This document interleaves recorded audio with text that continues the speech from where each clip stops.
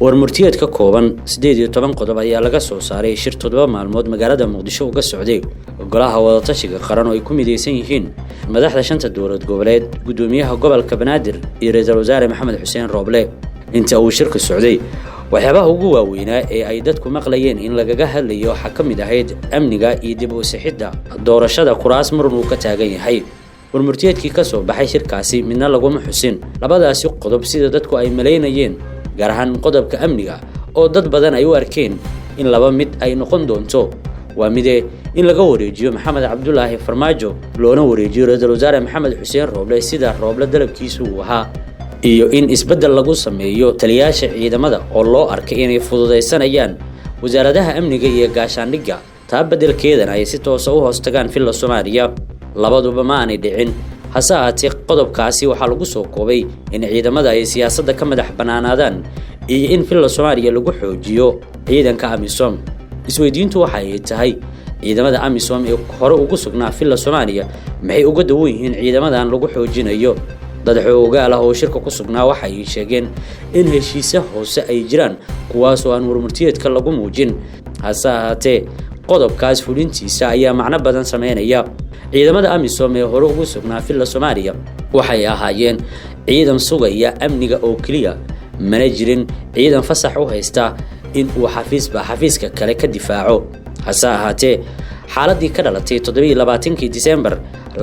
2021 waxay ciidankan siinaysaa shaqo ka duwan tii ay hore filla Soomaaliya u joogeen waxa ciidankan shaqadooda ay noqon doontaa inay meesha ka baxdo sahlanaanshaha madaxweyne Farmaajo ee xafiisyada uu ugu duulayay in uu mas'uulkii ka amar diida uu isticmaali jiray awood ciidan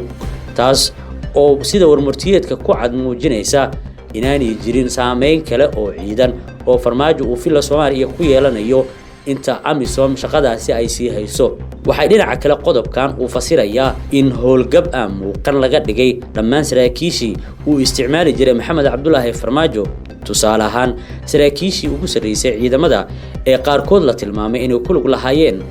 weerarkii xukuumadda Soomaaliya ay ku tilmaamtay inuu ahaa afgambi ee dhacay dabayaaqadii sanadkii tagay ee 2021 saraakiisha ciidamada xoogga dalka Soomaaliyeed uma sahlanaan doonto in si fudud iyaga oo sida amarka Farmaajo in ay galaan xafiiska xukuumadda iyadoo aan fasax uga haysan golaha wasiirada ama ra'iisul wasaare Maxamed Xuseen Rooble taas oo ka dhigan si ka madax banaan kana kalsooni badan in ra'iisul wasaaruhu waajibaadkiisa u guto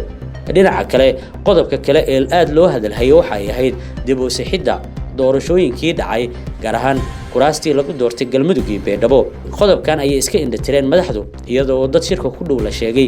in ra'iisul wasaare Maxamed Xuseen Rooble iyo madaxda kale ee dowlad goboleedyada qodobkaasi la isku jiijiiday laakiin lagu soo gabagabeeyay in wixii dhacay laga socdo sida gudiyadii uu shaqada ka eriyay ra'iisul wasaare Maxamed Xuseen Rooble iyo doorashadii kuraastii dhacday maadaama aan la dooran ruuc ka mid ah kuraasta golaha shacabka oo ay inta badan ay harsan yihiin